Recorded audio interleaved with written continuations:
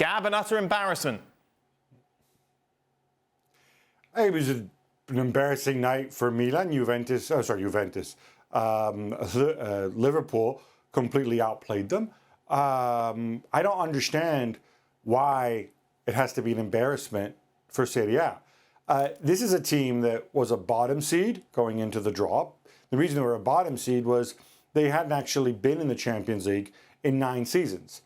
This is a team that were missing 8 players, including at least 5 starters. This is a team that probably didn't match up well against Liverpool on the best of days. This is a team that didn't play well at all on the night.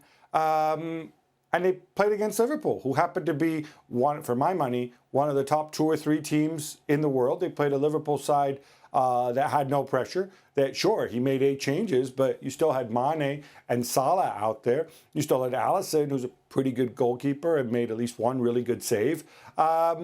So I just don't understand why it has to become an embarrassment for the whole league. You know, was it an embarrassment for the whole league that Manchester City, with a strong side, goes and they play Leipzig or in the bottom half of the Bundesliga? Yuck, yuck, yuck, Leipzig, ha ha.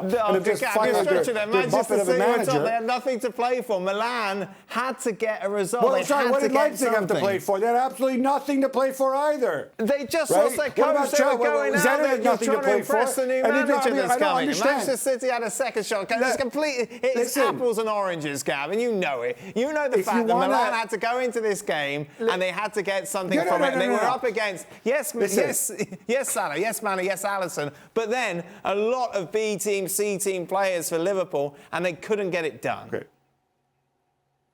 Listen, I'm certainly not defending Milan. Milan had a terrible game. They had terrible games against Porto. They were very unlucky in both games against Atletico Madrid.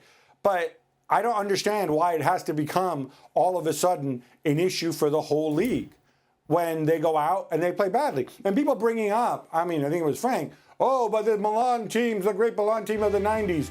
You know, those are the old days.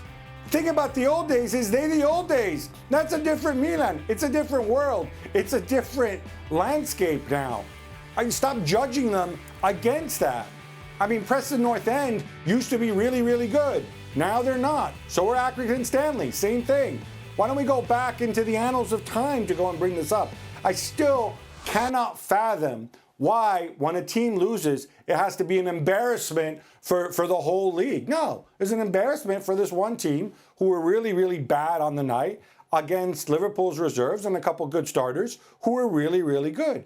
That's it. It shows you how much Milan have to grow if they want to compete with Liverpool. It's as simple as that.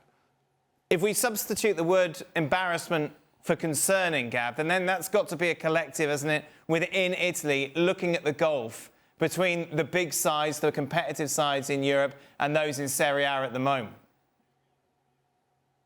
I don't think so. I mean, honestly, I'm not concerned. It would be concerned if, you know, this was news, but anybody who's been following football for the last 4 or 5 years, you will know that the only Italian clubs who've done anything in the Champions League were Atalanta on a shoestring budget that came within a minute of beating Paris Saint-Germain and getting to a semi-final. Was it 2-3 years ago? And of course, Juventus reached those 2 finals.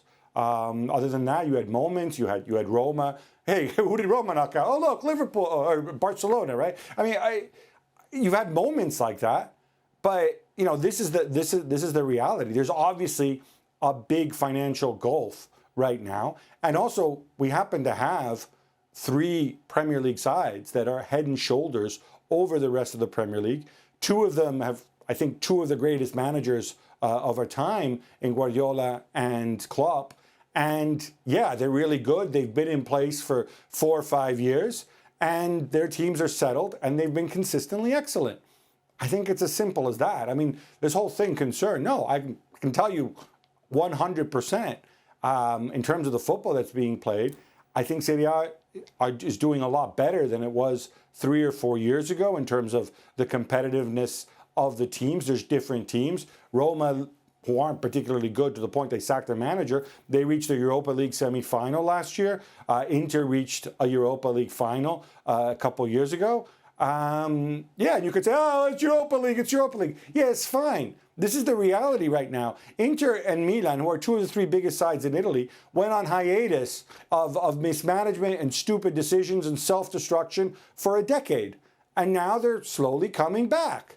And that's where we are. You don't get back to the top overnight. They may never get there, but they are climbing back up. And to say that the whole league is an embarrassment because Milan got thumped at home by Liverpool, to me, is just unfair and wrong.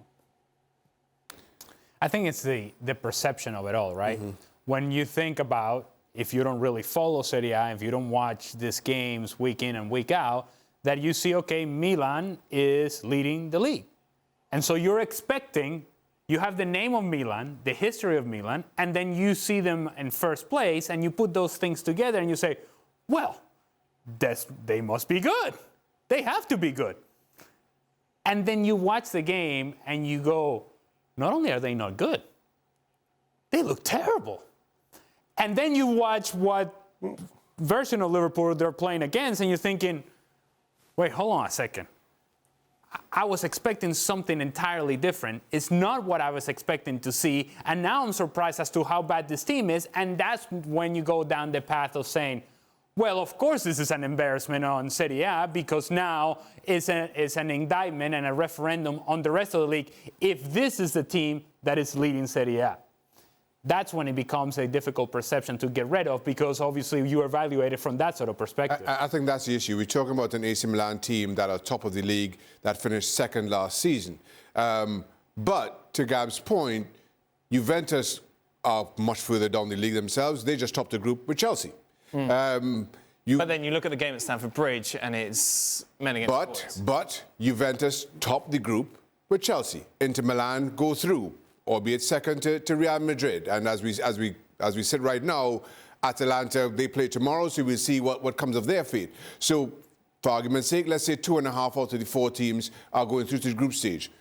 In Spanish football, it's 2 out of 4, and we've already complained about Atletico Madrid. Well, one of the two. So I don't see it as being an indictment on Italian football in total.